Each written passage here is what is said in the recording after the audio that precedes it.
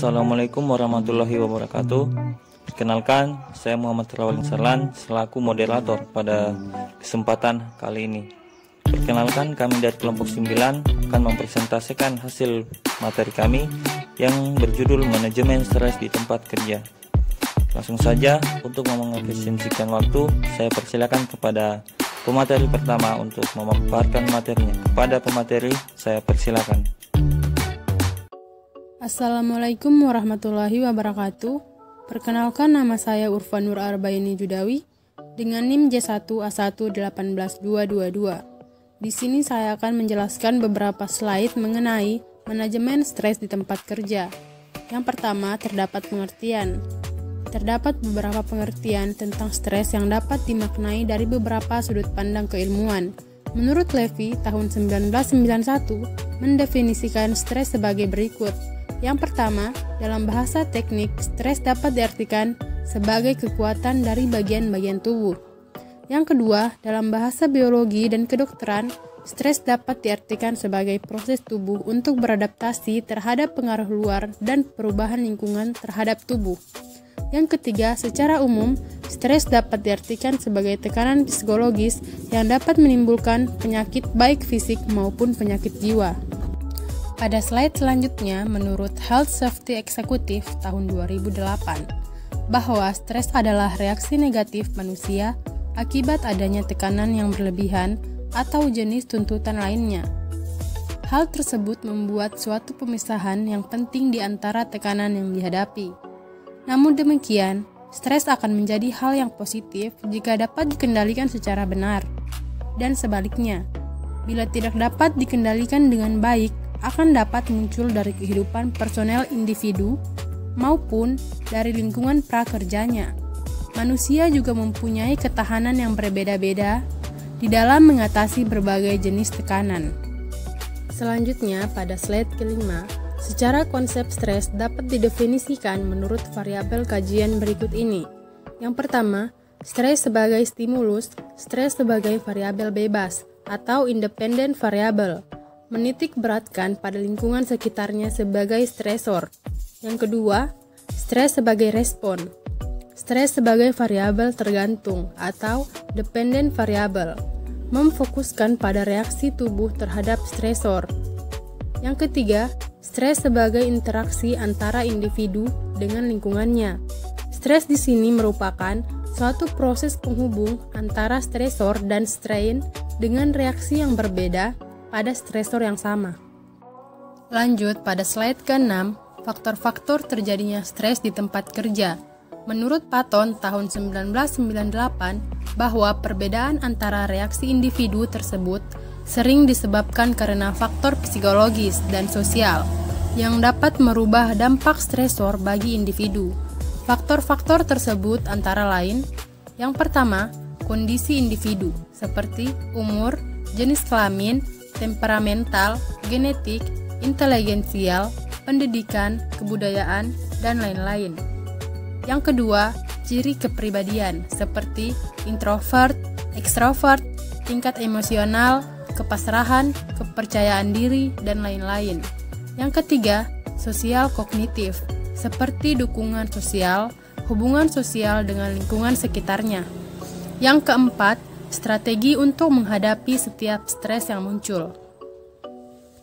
Baik, itu saja dari saya. Selanjutnya akan dibacakan oleh teman saya. Baik, sebelumnya perkenalkan, nama saya Muhammad Aan Wahyu Saputra dengan NIM J1A118-237. Penyebab stres akibat kerja. Kate White pada tahun 1995 mencoba memilah-milah penyebab stres akibat kerja menjadi 6 kelompok penyebab, yaitu yang pertama faktor intrinsik pekerjaan.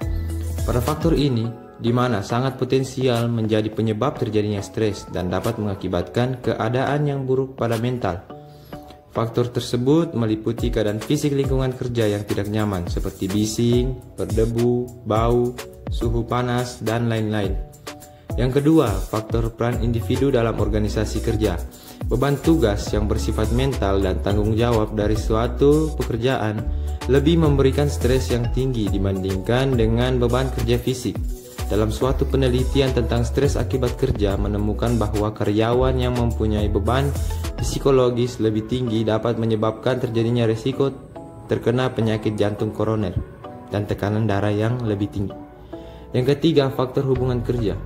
Kecurigaan antara pekerja, kurangnya komunikasi, ketidaknyamanan, dan melakukan pekerjaan merupakan tanda-tanda adanya stres akibat kerja. Seperti tuntutan tugas yang mengharuskan seorang tenaga kerja bekerja dan dalam tempat terisolasi sehingga tidak dapat berkomunikasi dengan pekerja lain juga merupakan pembangkit terjadinya stres. Yang keempat, faktor pengembangan karir. Pada faktor pengembangan karir ini dapat menjadi pemicu stres ialah ketidakpastian pekerjaan seperti adanya reorganisasi perusahaan dan mutasi kerja. Yang kelima, faktor struktur organisasi dan suasana kerja. Penyebab stres ini biasanya berawal dari budaya organisasi dan model manajemen yang dipergunakan. Beberapa penyebab antara lain kurangnya pendekatan partisipatoris, konsultasi yang tidak efektif, dan kurangnya komunikasi. Yang keenam, faktor dari luar pekerjaan. Faktor kepribadian seseorang bisa disebut dengan extrovert dan introvert sangat berpengaruh terhadap stresor yang diterima. Konflik yang diterima oleh dua orang dapat mengakibatkan reaksi yang berbeda satu dengan yang lainnya. Perselisihan antara anggota keluarga dan komunitas juga merupakan faktor penyebab timbulnya stres. Secara singkat, dapat disimpulkan bahwa pekerjaan sebagai penyebab stres ditandai dengan tingkat tuntutan tugas yang tinggi atau beban kerja. Yang kedua, tingkat kontrol tugas yang rendah atau pembuat keputusan. Dan yang ketiga, tingkat pelaksanaan tugas yang tidak menentu atau kemampuan kerja dan keterampilan teknis. Dan yang terakhir, dukungan organisasi rendah, pengakuan dan penghargaan terhadap individu pekerja. Faktor-faktor lain yang dapat menyebabkan stres akibat kerja. Ya, ini faktor lain yang kemungkinan besar dapat menyebabkan stres akibat kerja. Yang pertama, ancaman pemutusan lingkungan kerja. Faktor ini seringkali menghantui para karyawan di perusahaan dengan berbagai alasan dan penyebab yang tidak pasti. Yang kedua, perubahan politik nasional. Perubahan politik secara cepat berakibat kepada pergantian pemimpin secara cepat, diikuti dengan pergantian kebijaksanaan pemerintah yang seringkali menimbulkan pro dan kontra di kalangan masyarakat. Yang ketiga, krisis ekonomi nasional. Pada krisis ekonomi yang berkepanjangan berakibat pada karyawan yang terancam berhenti kerja atau pensiun muda dan pencari kerja kehilangan lowongan pekerjaan. Selanjutnya, pengaruh stres. Telah dijelaskan sebelumnya bahwa reaksi tubuh terhadap stresor pada seseorang sangat bervariasi dan berbeda-beda dari masing-masing orang yang menerimanya. Perbedaan reaksi tersebut disebabkan oleh beberapa faktor, antara lain yang pertama, faktor reaksi psikologis. Stres biasanya merupakan perasaan subjektif seseorang sebagai bentuk kelelahan, kegelisahan, dan depresi. Reaksi psikologis akibat stres dapat dievaluasi dalam bentuk beban mental, kelelahan, dan perilaku. Yang kedua, respon sosial. Setelah beberapa lama mengalami kegelisahan, depresi, konflik dan stres di tempat kerja, maka pengaruhnya akan dibawa ke dalam lingkungan keluarga dan lingkungan sosial. Yang ketiga, respon stres kepada gangguan kesehatan atau reaksi fisiologis. Bila tubuh mengalami stres, maka akan terjadi perubahan fisiologi sebagai jawaban atas terjadinya stres. Adapun sistem di dalam tubuh yang mengadakan respon adalah diperantai oleh saraf otonom, hipotalamik, pituitari aksis, dan pengeluaran katekolamin yang akan mempengaruhi fungsi-fungsi organ di dalam tubuh seperti sistem kardiovaskular, sistem gastrointestinal, dan gangguan penyakit lainnya. Dan yang terakhir, respon individu. Pengaruhnya sangat tergantung dari sifat dan kepribadian seseorang. Dalam menghadapi stres, individu dengan kepribadian introvert akan bereaksi lebih negatif dan menderita ketegangan yang lebih besar dibandingkan dengan mereka yang berkepribadian fleksibel ekstrovert. Seseorang dengan kepribadian fleksibel atau luwes akan mengalami ketegangan yang lebih besar dalam suatu konflik dibandingkan dengan mereka dengan kepribadian rigid. Selanjutnya, akan dijelaskan oleh teman saya.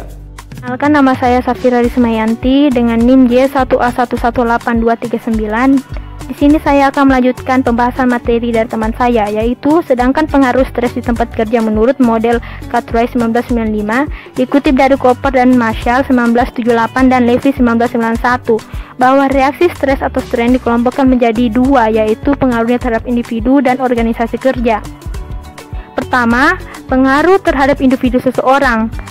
1. Reaksi emosional. Dalam keadaan stres tingkat emosi, seseorang sangat tidak stabil, di mana sering kita lihat orang lebih mudah marah, emosi yang tidak terkontrol, curiga yang berlebihan, perasaan yang tidak aman, depresi, dan iritabilitas dan lain-lain, menurut Mendelssohn 1990.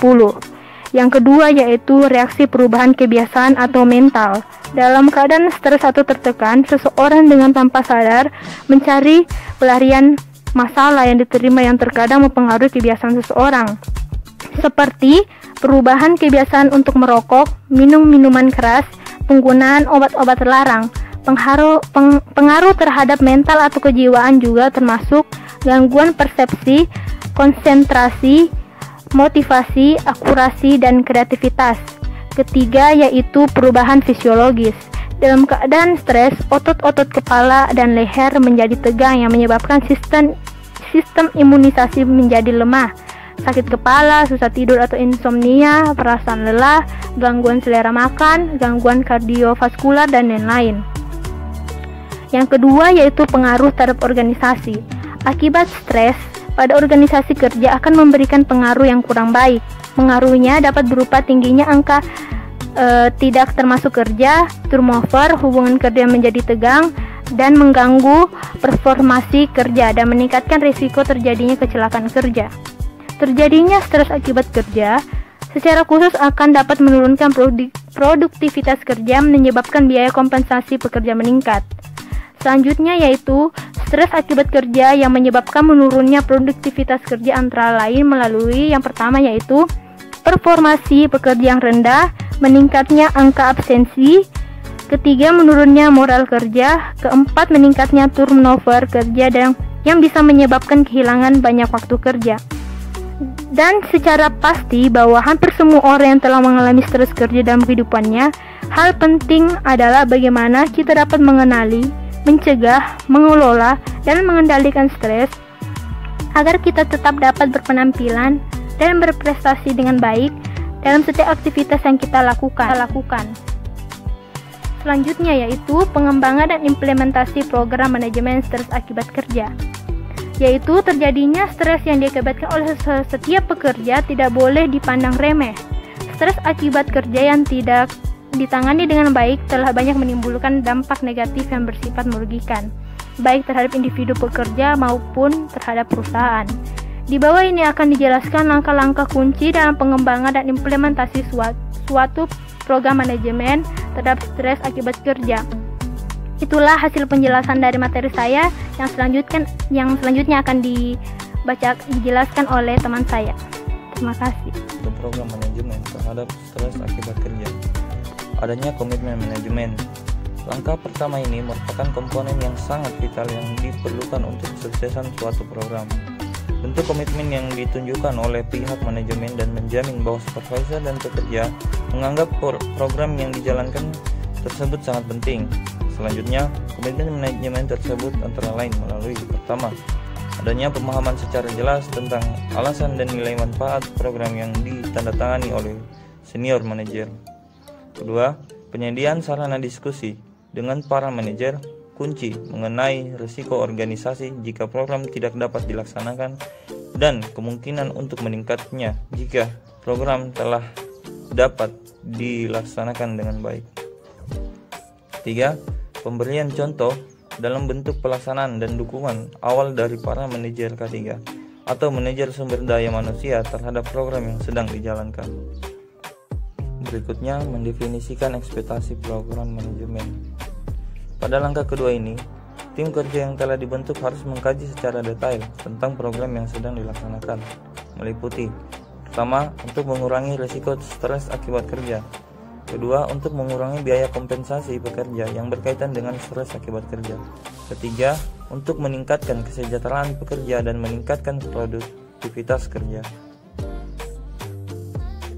Kemudian, pengembangan dan pembuatan suatu rencana aksi program.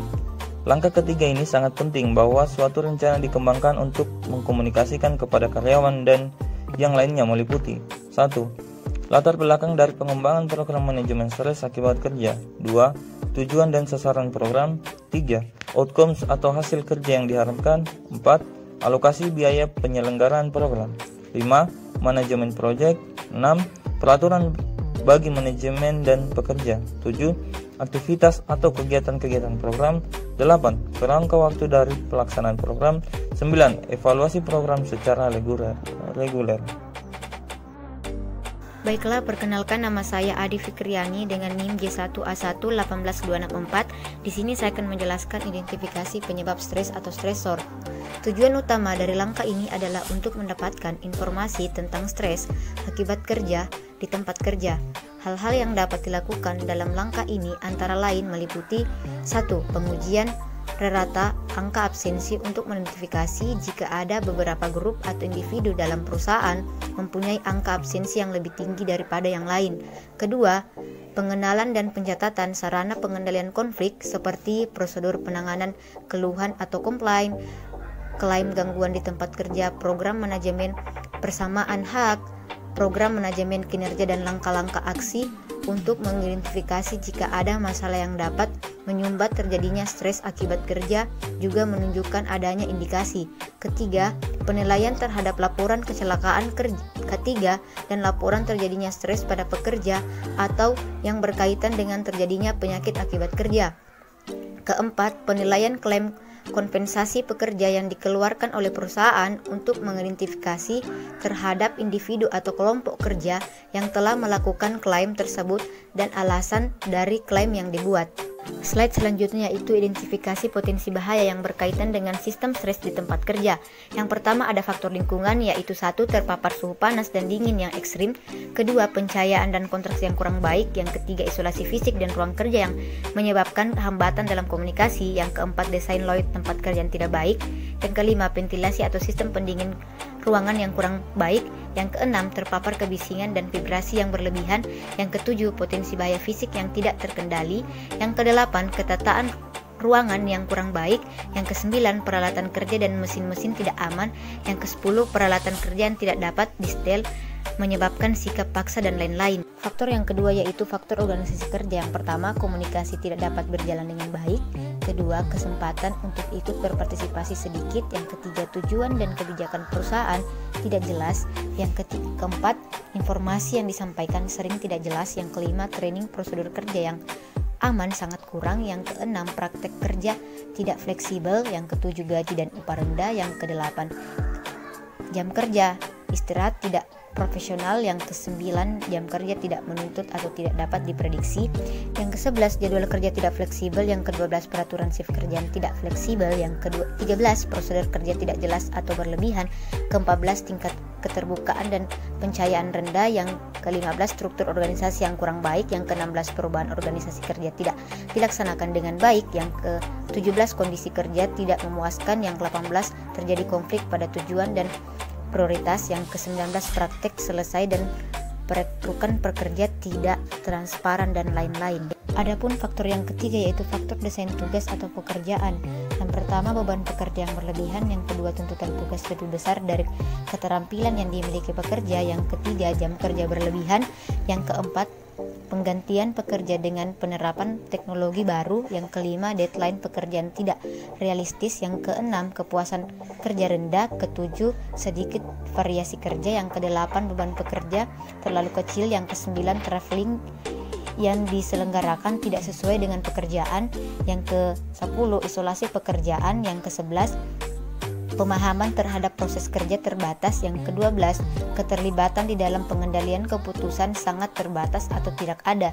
Yang ke-13, sering terjadi interupsi pekerja. Yang ke-14, tidak ada otoritas pekerja dan lain-lain.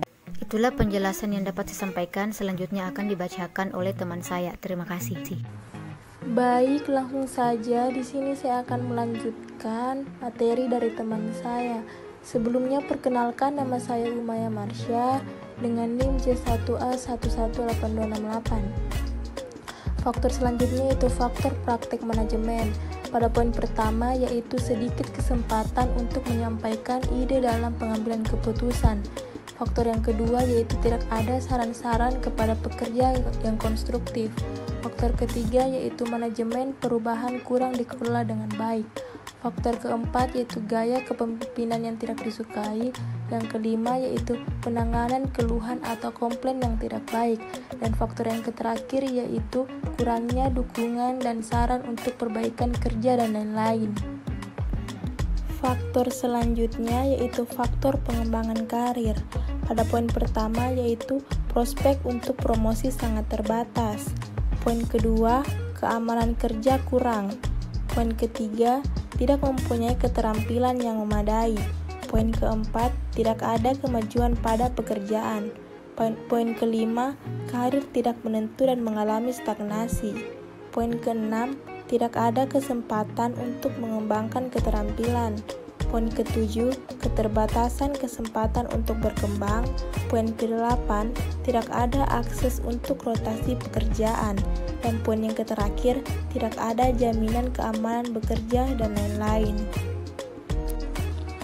Faktor selanjutnya yaitu faktor sosial penyebab stres. Pada poin pertama yaitu tidak ada dukungan sosial. Poin kedua, terisolasi dari pekerjaan lainnya. Poin ketiga, sulit untuk menyeimbangkan antara pekerjaan dan keluarga. Poin keempat, perilaku klien yang negatif. Poin kelima, rendahnya dukungan keluarga dalam pengembangan karir. Poin keenam, hubungan yang tidak memuaskan antar pekerja. Poin ketujuh, ekspektasi diri yang tidak realistis. Poin kedelapan, ketegangan hubungan antar manajemen. Dan poin yang terakhir yaitu tekanan terhadap perusahaan dan pihak luar dan lain-lain. Selanjutnya saya akan membahas mengenai penilaian risiko terjadinya stres. Pada langkah kelima ini, organisasi perusahaan perlu untuk menilai kemungkinan dari stresor yang telah diidentifikasi sebelumnya yang bersifat merugikan. Dengan menilai tingkat risiko, maka organisasi perusahaan dapat menetapkan skala prioritas masalah terhadap penyebab stres yang dominan dan melakukan pengendalian yang digunakan untuk mengendalikan stresor yang telah diidentifikasi sebelumnya. Maka perlu dinilai dan direview efektifnya. Yang pertama, outcomes tingkat risiko. Untuk setiap stresor yang telah diidentifikasi, perlu mempertimbangkan outcome kemungkinan terburuk dari pemaparan yang terjadi seperti tingkat keseringan atau likelihood. Untuk setiap stresor yang telah diidentifikasi, perlu mempertimbangkan kemungkinan gangguan yang terjadi jika pekerja mengalami stres. Dalam hal ini, tingkat keseringan atau likelihood dapat berkisar dalam rentangan sangat sering atau sampai tidak pernah terjadi. Yang terakhir, pemaparan atau exposure. Untuk setiap stresor yang telah diidentifikasi, perlu mempertimbangkan beberapa banyak pekerja yang dapat mengalami stres. Saya kira itu saja pemaparan materi dari saya. Materi selanjutnya akan dibawakan oleh teman saya. Baiklah, saya akan melanjutkan presentasi dari teman saya. Perkenalkan, nama saya Muhammad Asarianto dengan NIM J1A118294. Di sini saya akan bahas dengan pengendalian resiko terjadinya stres. Berdasarkan stresor yang telah diidentifikasi dan resiko yang dihadapi pekerja, maka perlu mempertimbangkan untuk menerapkan sarana pengendalian yang meliputi antara lain hal-hal sebagai berikut. Yang pertama itu kondisi lingkungan kerja dan tempat kerja yang mendemonstrasikan kepada karyawan bahwa pihak manajemen memperhatikan kesejahteraan mereka. Yang kedua, membangun komunikasi formal dan informal yang efektif dalam organisasi kerja untuk menjamin bahwa manajer, supervisor, dan pekerja mempunyai pemahaman yang jelas mengenai proses kerja dan masalah-masalah yang terjadi di tempat kerja. Yang ketiga, mengidentifikasi prioritas secara jelas sehingga pekerja dapat menghindari waktu yang tidak berguna. Yang keempat, mengidentifikasi secara jelas aturan kerja sehingga mereka mengetahui siapa yang bertanggung jawab untuk berbagai aktivitas di tempat kerja dan memahami tentang setiap keputusan yang telah diambil harus dijalankan. Yang kelima, menyediakan aktivitas pengembangan keterampilan sehingga pekerja mampu dan berkompeten terhadap setiap implementasi sistem dan teknologi yang baru. Yang keenam, penyediaan sumber daya yang cukup untuk mencapai tujuan dan sarana yang telah ditetapkan. Membangun sistem manajemen sumber daya manusia untuk mendukung manajemen produktif. Yang ke-8, menerapkan proses manajemen perubahan sehingga dapat pada saat terjadinya rencana perubahan yang besar pekerja dilibatkan dalam rencana tersebut. 9. Mendukung persamaan aktivitas dan status sosial di tempat kerja. Yang 10. Menyediakan fasilitas untuk istirahat dan makan serta dapat digunakan untuk relaksasi pada saat waktu istirahat dan lain-lain. Yang berikutnya adalah review terhadap implementasi sarana pengendalian risiko. Setiap implementasi sarana pengendalian risiko, maka langkah ini belumlah dapat dianggap selesai, melainkan suatu proses terus-menerus setelah sarana pengendalian risiko diuji, cobakan, dan diimplementasikan di tempat kerja. Maka perlu dievaluasi tingkat efektifnya. Apabila sarana pengendalian belum efektif, maka perlu dicari alternatif yang lain yang lebih memungkinkan dapat mengimplementasikan secara lebih efektif, sehingga betul-betul dapat menghilangkan atau mengurangi stresor sampai batas yang dapat diterima.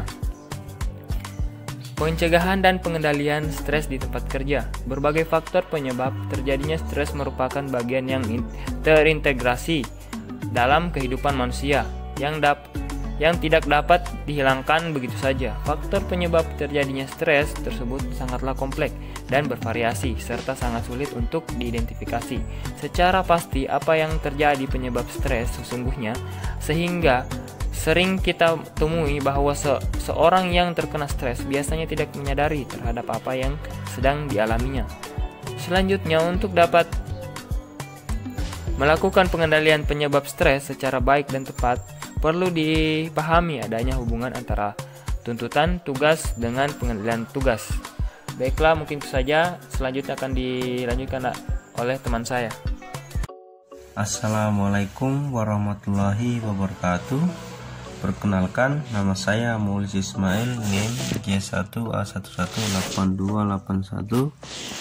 Ini saya akan menjelaskan tentang Sauter et al. 1990, dikutip dari National Institute for Occupational Safety and Healthy. NIOSH memberikan rekomendasi tentang bagaimana cara untuk mengurangi atau memanajasi stres akibat kerja sebagai berikut. Yang pertama, beban kerja baik fisik maupun mental harus disesuaikan dengan kemampuan atau kapasitas kerja pekerja yang bersangkutan dengan menghindari adanya beban berlebihan maupun beban yang terlalu ringan. Kedua, jam kerja harus disesuaikan baik terhadap tuntunan tugas maupun tanggung jawab di luar pekerjaan. Yang ketiga, setiap pekerja harus diberikan kesempatan untuk mengembangkan karir, dapatkan kompromosi, dan mengembangkan kemampuan keahlian.